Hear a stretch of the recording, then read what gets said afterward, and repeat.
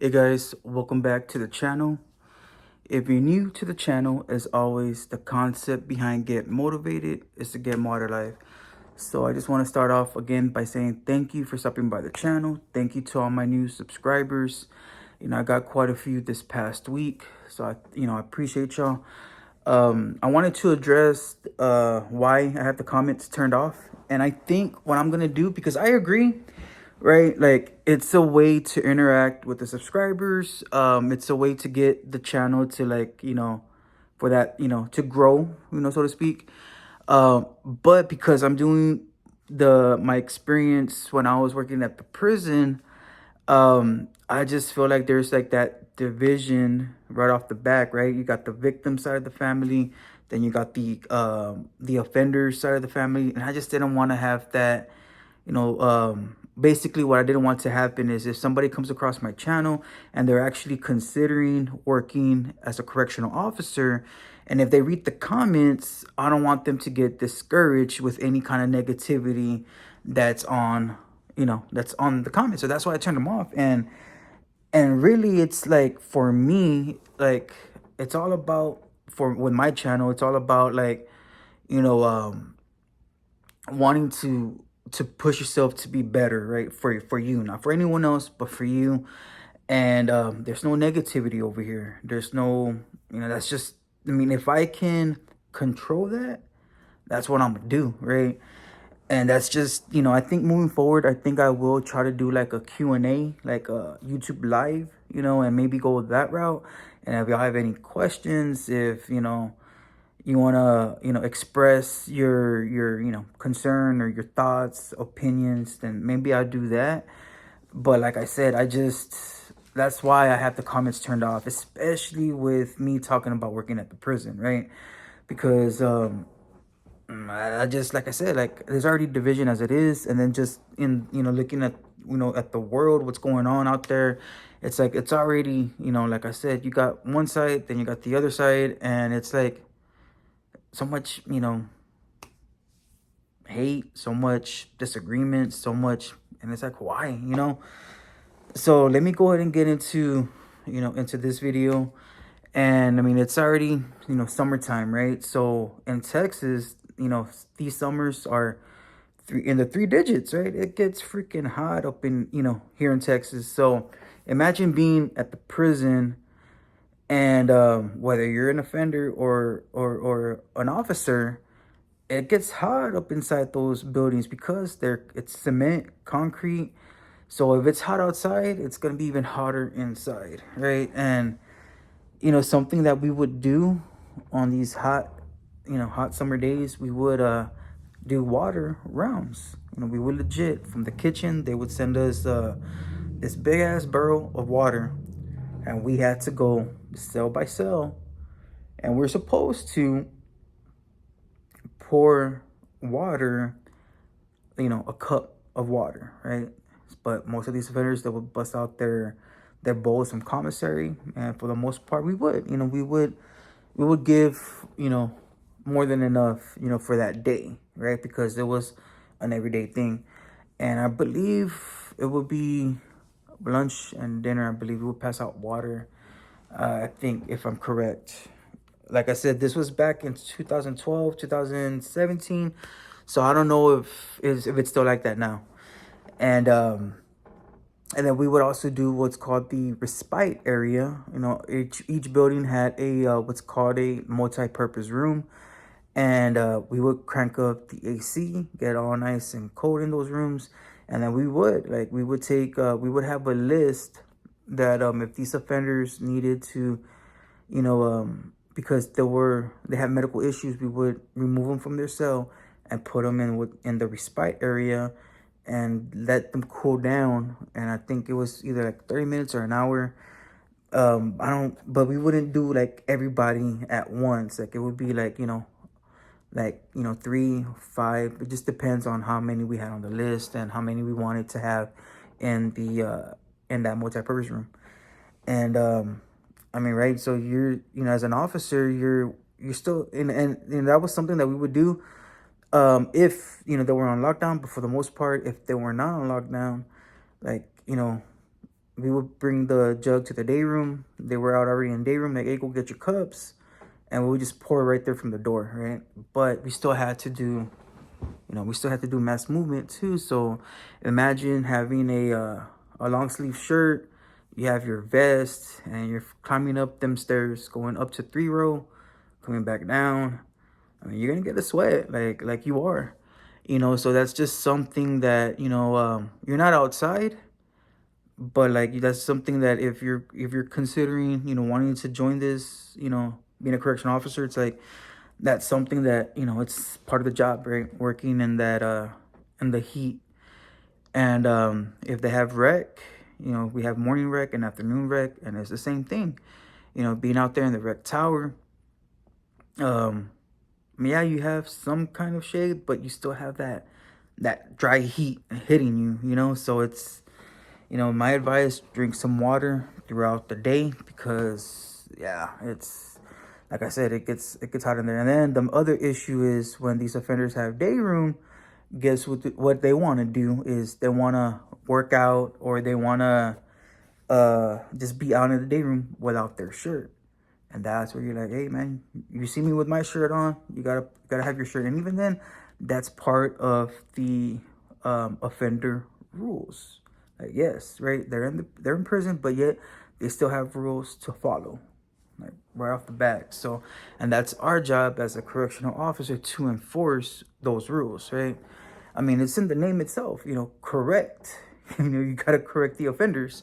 So it's one of those things that you can't be timid. You can't be like, hey, can you put your shirt on? Like you gotta, like, hey, do me a favor, can you put your shirt on? And then if they don't, and for me, like I said it before in my other videos, it's like sometimes you have to get in their face because you already told them 2-3 times. It's like, hey, put your fucking shirt on. And then that's where, like, for some reason, like, it's like you had to, like, use that tone, and especially you had to use, a curse word, and it's like, oh crap, like, let me do it. And I don't know why. Like, you try to be professional, but at the same time, it's like, dude, like, I told you 2-3 times, and yet you still didn't do it. So it had to take for me to get to this point. Like, so it's just, it's just something that, that, it's going to be a daily thing, but I can guarantee you that once you enforce those rules, so once you, like, put these offenders in check, how we say it, like, they'll respect you. Like, they will, like, oh shoot, okay, let me, like, they know as soon as you step into that pod, they know, like, oh crap. And sometimes, right, you do have to give them those cases, failure to obey order. And it's put it plain and simple. Offender was ordered to put on t-shirt in day room. Offender refused, and that's it, And once they get hit with that case, once they get hit with that restriction, boom, they know next time that you're on the floor, they know, like, oh shoot, like, let me go put my shirt on. And like I said, if you're gonna have to find your style, right? You're gonna have to, like, what I do, it may be totally different from what you do, but at the end, it's like, I'm gonna have your back, you're gonna have my back, and that's just how it is, right? And transitioning over from, not just working in the Texas heat inside the prison, and then being out in the rec yard, in the rec tower, when it was locked down, that was something that some officers liked it when it was locked down, and some other officers didn't, because that's like, we have to work, like, we have to, like, actually clean, sweep, like what the SSIs would normally do. Like, we would have to do it, because there was 2 types of lockdowns from what I remember. The first lockdown was semi-annual, and the second one was week 1, day 1, and that was usually because there was always incidents. So basically, like, behavior. That's why they would be on lockdown, because the warden would make that call. O1 would make that call, because it was always incident after incident, staff assault after staff assault. And finally, the warden's like, you know what, that's enough. And sometimes it wouldn't even be the whole unit. It would just be, B-side, A building, especially, A building. The only building that did have AC was, of course, the admin office. But medical, and believe it or not, AdSeg was air conditioned, right? At least in the hallways. And I think I remember going inside. Yeah, I think it was, yeah, all the way around it was AC. So it's just like, once I went to SEG as a sergeant, it was a different, ball game. But I'll do another video about the time I worked in SEG. And right now I'm just doing the correctional officer when I was a CO. And I'm not going in any kind of order, in case if y'all haven't noticed. I'm just going off of, like, what I want to talk about in that moment. So if y'all haven't already, like, I did correctional officer week, and I did 7 different videos. So if y'all want to go back and look at those, if y'all haven't already, I mean, there's some more videos on there as well, about my I give some accounts of, or some stories I should say, of of when I got assaulted, um other staff assaults that happened that I saw on video or that I had to respond to. But I still have some more, with these different uses of force, right? 5-man teams. And let me just go ahead and say right now, like, there was this one time, this offender, he was I don't know if he was a G4 or a G5, but somehow, and that's why I'm thinking, I'm trying to go back. Like, I just remember he did not want to go back to the house. So I can't remember how he was in the day room already to begin with, but he was refusing to go back into the house. So at that point, we had to, get the sergeant down. Well, I think at that time I was a sergeant already, but I think I wasn't the building sergeant. I don't remember how everything played out, but I do remember lieutenant coming down and lieutenant having to get authorization to suit up a 5-man team. And what ended up happening was we ended up having to get 2 5-man teams, and one was gonna go in through the day room door of that section, and the other team was gonna go through the second section and go up to 3-row and come in that way to basically kind of like, try to get him cornered in. And they used the pepper ball, right? The pepper ball gun, and all it took was a few hits after he refused, and finally, both teams came and, got him into hand restraints. And but prior to all that, he was starting fires, right? Like, he was, and it wasn't just like a small fire, he was starting like a pretty decent sized fire. And he would take it from, from the cell door, like, the inmates would give him the material, whatnot, and then once the fire got started, he would take it and put it kind of towards the day room door, so we wouldn't have access to go in through the door. And of course, I mean, shit, we have, fire hoses around the, right there in the D space. So I mean, we went ahead and put the fire out. But, it was just like, it was those kind of things that we would have to, respond to or deal with. Another time, as I mentioned before, right? Like, if you saw the last video, I talk about the escort procedures somewhat towards the end. And it's like, if you don't, I mean, you have to have, 2 officers at all times, especially escorting a G5. But it's like, your short staff, like, it's sometimes like you got to do the escort by yourself. So I was bringing this offender back, this G5 from a lane, I think, I don't know, it was medical. So I'm bringing him back. And the crazy part about it was I was doing overtime this day. And I'm putting him in the cell. I'm told the picket to open the door. So he opens it. And I'm not paying no mind. So the offender that I'm escorting, he goes in. But his cellmate, motherfucker, walks out right past me. Hey, what the? I'm like, hey, get back in the house. And at that point, I'm like, shit, well, this dude has my handcuffs. I don't have another set of handcuffs. I'm like, how am I going to do with this one? So I'm just like the last thing that I wanted was for this guy to start attacking me for whatever reason. and I don't have my cuffs. Like, that was my main concern. So I was like, well, playing the what if game, like, well, shit, at that point, I closed the door, like, hey, give me my cuffs back. And I was just like, I don't think I had a radio on me, so I couldn't call ICS. So at that point, I just, I got out of the section, because at this point, this dude was just going up to 3-row, 2-row. He was just trafficking and trading. So it wasn't like he was being a threat to me, but it's like I did give him orders, like, hey man, get back to the house. Come on. Like, don't make this, worse for you. And he wasn't trying to hear it. So I'm like, well, fuck it. I'm just gonna leave the section and just wait till backup arrives, because at this point now it's an ICS. And I mean, it came to the point where the freaking warden came down, and he just wanted to see, who it was, what happened. And I'm over here feeling like shit, because it's like, damn, like, that wasn't supposed to happen, but it's like, we all took it, and I say we all took it for granted, because, we didn't think anything like this would happen, even though it's like the escorting procedures is you got to have 2 officers, at all times, especially with the G5. But I mean, this particular moment, this offender that I was escorting, like, you know what? He doesn't give me problems. Like, yeah, let me go, and I come back, and like, shouldn't be no issues. But like I said, that dude came out, and the same thing. He started,